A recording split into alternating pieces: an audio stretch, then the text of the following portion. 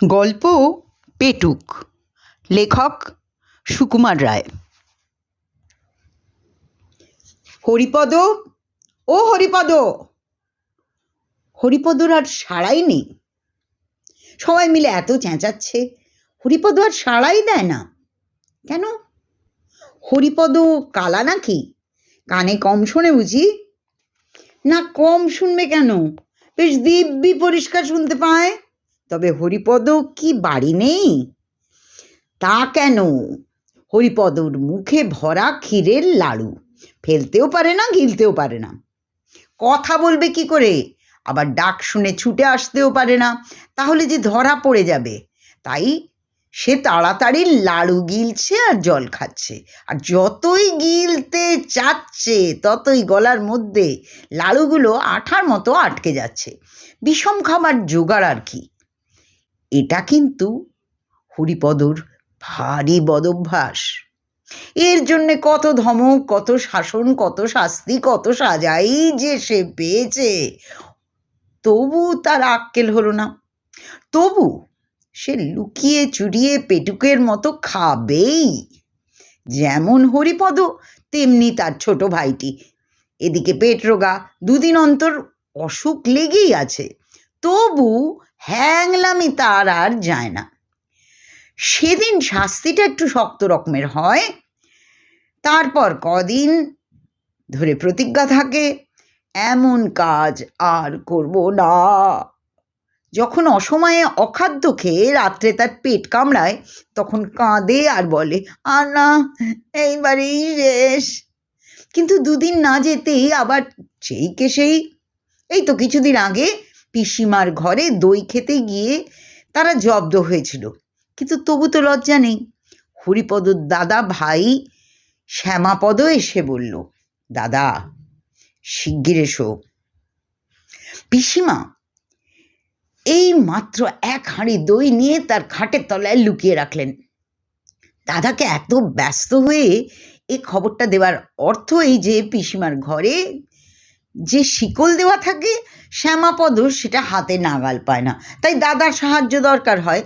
দাদা এসে আস্তে আস্তে শিকলটা খুলে আগেই তাড়াতাড়ি গিয়ে খাটের তলায় দইয়ের হাঁড়ি থেকে এক খাবল তুলে নিয়ে খপ করে মুখে দিয়েছে। মুখে দিয়েই চিৎকার। কথায় বলে ষাঁড়ের মতো চেঁচাচ্ছে, কিন্তু হরিপদর চেঁচানো তার চাইতেও সাংঘাতিক। চিৎকার শুনে মা, মাসি, দিদি, পিসি যে যেখানে ছিলেন সব কি হলো, কি হলো, কি হলো বলে দৌড়ে এলেন। শ্যামাপদ বুদ্ধিমান ছেলে, সে দাদার চিৎকারের নমুনা শুনেই দৌড়ে ঘোষেদের পাড়ায় গিয়ে হাজির। সেখানে অত্যন্ত ভালো মানুষের মতো তার বন্ধু শান্তি ঘোষের কাছে বসে পড়া বুঝে নিচ্ছে। এদিকে হরিপদর অবস্থা দেখে পিসমা বুঝেছেন যে হরিপদ দই ভেবে তার চুনের হাঁড়ি চেখে বসেছে। তারপর হরিপদর যা সাজা, এক সপ্তাহ ধরে সে না পারে চিবোতে, না পারে গিলতে। তার খাওয়া নিয়েই তখন এক মহা হাঙ্গামা। কিন্তু তবুও তার লজ্জা নেই। আজ আবার লুকিয়ে কোথায় লাড়ু খেতে গিয়েছে। এদিকে মামা তো ডেকে সারা। খানিক বাদে মুখ ধুয়ে মুছে হরিপদ ভালো মানুষের মতো এসে হাজির। হরিপদর বড় মামা বললেন, কি রে, এতক্ষণ কোথায় ছিলি? হরিপদ বলল, এই তো উপরে ছিলাম। তবে আমরা এত চেঁচাচ্ছিলাম, তুই জবাব দিচ্ছিলি না যে? হরিপদ মাথা চুলকোতে বলল, আগে জল খাচ্ছিলাম কি না। শুধু জল নাকি কিছু স্থলও ছিল? হরিপদ শুনে হাসতে লাগলো, যেন তার সঙ্গে ভারী একটা রসিকতা করা হয়েছে। এর মধ্যে তার মেজমা মুখখানা গম্ভীর করে এসে হাজির। তিনি ভেতর থেকে খবর এনেছেন যে হরিপদ একটু আগেই ভাড়ার ঘরে ঢুকেছিল, আর তারপর থেকেই 10-12খানা ক্ষীরের লাড়ু কম পড়েছে। তিনি এসেই হরিপদর বড় মামার সঙ্গে খানিকক্ষণ ইংরেজিতে ফিসফাস কি যেন বলা বলি করলেন। তারপর গম্ভীরভাবে বললেন, বাড়িতে ইঁদুরের যেরকম উৎপাত, ইঁদুর মারবার একটা কিছু বন্দোবস্ত না করলে আর চলছে না। চারদিকে যেরকম প্লেগ আর ব্যারাম, এই পাড়া শুদ্ধ ইঁদুর না মারলে আর রক্ষে নেই। বড় মামা বললেন, হ্যাঁ, তার ব্যবস্থা করা হয়েছে, দিদিকে বলেছি সেঁকো বিষ দিয়ে লাড়ু পাকাতে, সেইগুলোই এইবার ছড়িয়ে দিলেই ইঁদুরের বংশ নির্বংশ হবে। হরিপদ জিজ্ঞেস করলো, লাড়ু কবে পাকানো হলো, কবে পাকানো হবে? বড় বাবা বললেন, সে এতক্ষণে হয়ে গেছে, সকালেই টেপিকে দেখছিলাম এক থাল ক্ষীর নিয়ে দিদির সঙ্গে লাড়ু পাকাতে বসেছে। হরিপদর মুখখানা আমশির মতো শুকিয়ে এলো। সে খানিকটা ঢোক গিলে বলল, সেঁকো বিষ খেলে কি হয় বড় মামা? হবে আবার কি, ইঁদুরগুলো মারা পড়ে, এই তো হয়। আর যদি মানুষে এই লাড়ু খেয়ে ফেলে, তা একটু আধটু যদি খেয়ে ফেলে তো নাও মরতে পারে, গলা জ্বলবে, মাথা ঘুরবে, বমি হবে, হয়তো হাত পা খিঁচবে। আর যদি একবারে 11টা নাড়ু খেয়ে ফেলে, বলে হরিপদ ভ্যাঁ করে কেঁদে ফেলল।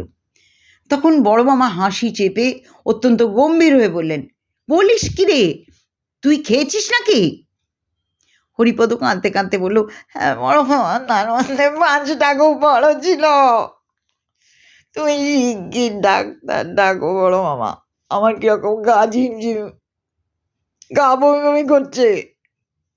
মেজো মামা দৌড়ে গিয়ে তার বন্ধু রমেশ ডাক্তারকে পাশের বাড়ি থেকে ডেকে আনলেন।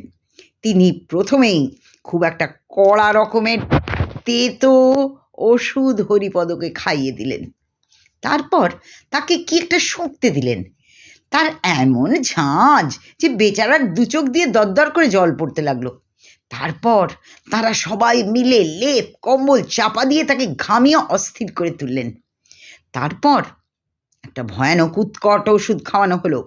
সে এমন বিস্বাদ আর এমন দুর্গন্ধ যে খেয়েই হরিপদ ওয়াক ওয়াক করে বমি করতে লাগলো। তারপর ডাক্তার তার পথ্যের ব্যবস্থা করে গেলেন। 3 দিন সে বিছানা ছেড়ে উঠতে পারবে না, চিরতার জল আর সাগু খেয়ে থাকতে হবে। হরিপদ বলল, আমি উপরে মার কাছে যাব।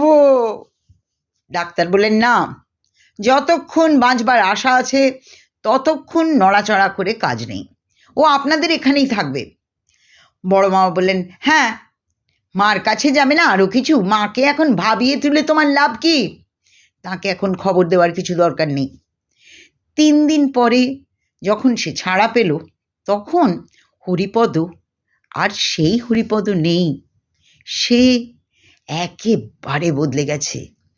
তার বাড়ির লোকে সবাই জানে হরিপদর ভারী ব্যারাম হয়েছিল।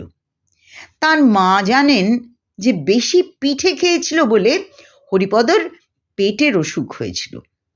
হরিপদ জানে সেঁকো বিষ খেয়ে সে আরেকটু হলেই মারা যাচ্ছিল।